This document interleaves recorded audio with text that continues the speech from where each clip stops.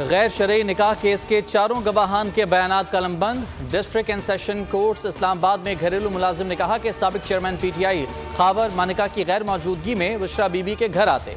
मोहम्मद लतीफ़ ने कहा कि सरबरा PTI बुशरा बीबी के साथ कमरे में चले जाते थे। कमरे में जाता तो डांट पड़ती, दोनों कमरे से बाहर जाने का कहते।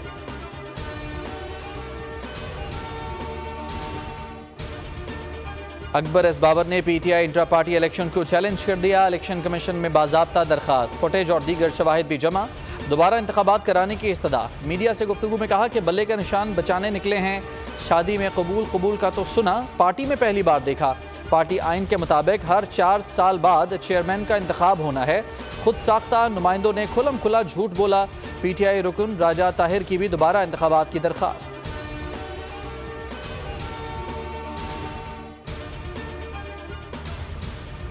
बिजली 3 रुपये 5 पैसे फी यूनिट मजीद महंगी।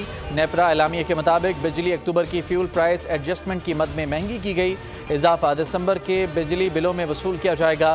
फी यूनिट बिजली की कीमत में इजाफे का इतलाक लाइफलाइन सार्फिन और के इलेक्ट्रिक सार्फिन पर नहीं होगा। स्वी नॉर्दर्न ने गैस मजीद महंगी करने की तैयारी कर ली। कीमत में इजाफा 1 जुलाई से मांगा गया। ओगरा 11 दिसंबर को दरखास्त पर समाअत करेगा।